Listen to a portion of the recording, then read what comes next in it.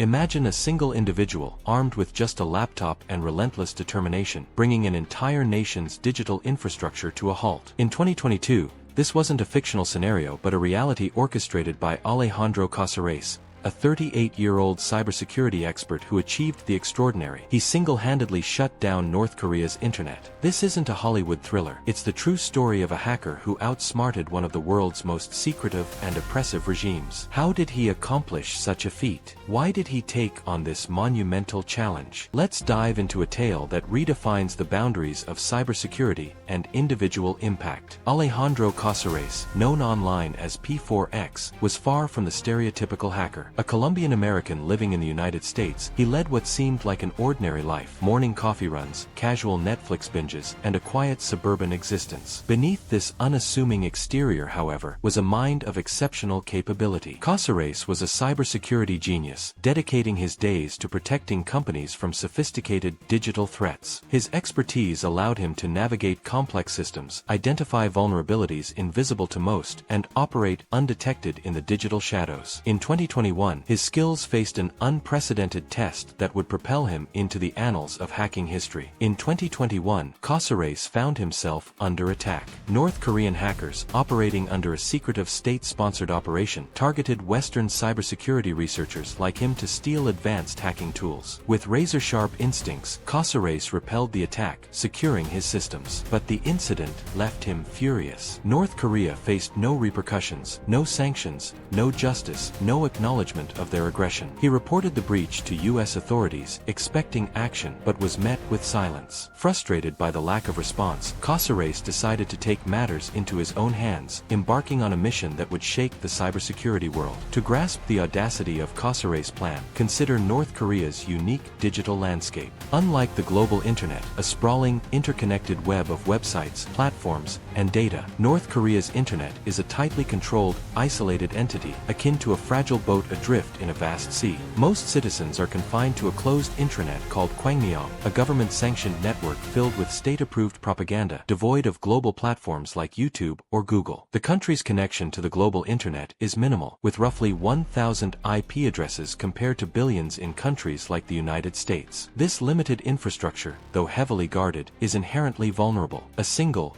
well-placed disruption could bring it crashing down. Casares recognized this weakness and saw an opportunity to exploit it in a way no one had dared before. For over a year, Casares became a digital detective, working alone in secrecy. He meticulously mapped North Korea's server architecture, scouring for vulnerabilities in their digital defenses. His approach was methodical, almost surgical, as he pieced together a comprehensive picture of the regime's network. He developed a custom toolkit designed to overwhelm North Korea's servers using a distributed denial of service (DDoS) attack, a technique akin to flooding a narrow pipe with water until it bursts, overloading servers with traffic until they collapse. Without a team or government backing, Casares operated under immense pressure, knowing a single misstep could expose him to retaliation from a regime notorious for its ruthlessness. By February 2022, after months of preparation, he was ready. One click stood between him and history. In February 2022, Casares took a deep breath, his finger hovering over the keyboard. With a single press of the Enter key, he unleashed his attack. Across the globe, North Korea's digital infrastructure began to falter. Government websites flickered and vanished. State-run news broadcasts glitched, their feeds interrupted. The handful of connections linking North Korea to the outside world, crucial for propaganda and cyber operations,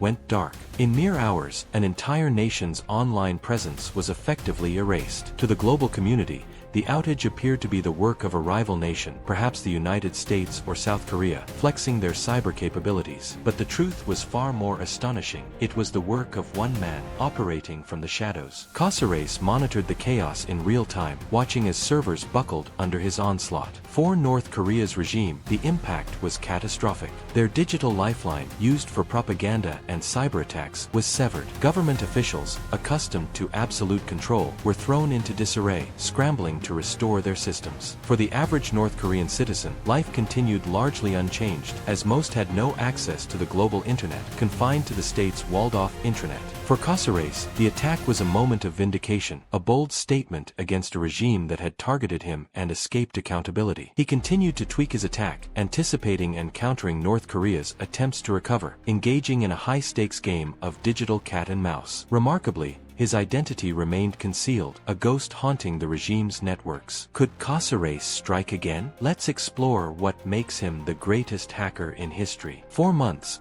Casares remained a phantom, his identity unknown to the world. In 2022, he chose to step out of the shadows, revealing his story in a gripping Wired magazine interview. He disclosed his identity: Alejandro Casares, a 38-year-old cybersecurity expert who had taken on a totalitarian regime and emerged victorious. He spoke candidly about his frustration, not only with North Korea's brazen attack, but also with the US government's inaction, which left him feeling abandoned. His operation wasn't driven by destruction, but by a pursuit of justice, a need to hold accountable those who believed themselves untouchable. What elevates Casares to the title of the greatest hacker in history? First, the scale of his achievement. No individual had ever single-handedly dismantled an entire country's internet infrastructure. The audacity of targeting a nation-state, particularly one as insular and militarized as North Korea, is unparalleled. Second, his technical prowess. Casares outmaneuvered a regime renowned for its own sophisticated cyberattacks, turning their strengths against them. His attack required not only technical skill but also strategic foresight, as he anticipated and countered North Korea's defenses. Third,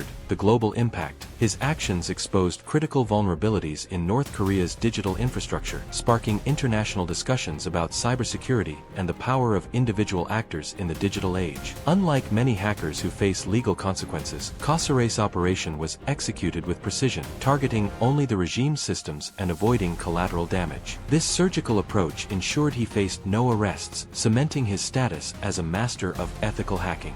North Korea's response, or lack thereof, spoke volumes. The regime, obsessed with projecting invincibility, remained silent. No official statements, no public retaliation. Admitting that a lone hacker had crippled their digital infrastructure was too humiliating for a government built on control and fear. Behind closed doors, however, the impact was undeniable. Casares' attack forced North Korean engineers to scramble, re-evaluating and fortifying their defenses to prevent future humiliations. The silence from Pyongyang was a tacit admission of defeat, a rare moment of vulnerability for a regime that thrives on secrecy. Casares' feat reverberated beyond North Korea, sending shockwaves through the global cybersecurity community. His attack highlighted the fragility of even the most guarded digital systems and underscored the potential for a single individual to challenge powerful adversaries. It also exposed the shortcomings of international cybersecurity policies, particularly the US's reluctance to respond decisively to state-sponsored cyberattacks. Casares' actions sparked debates among policymakers,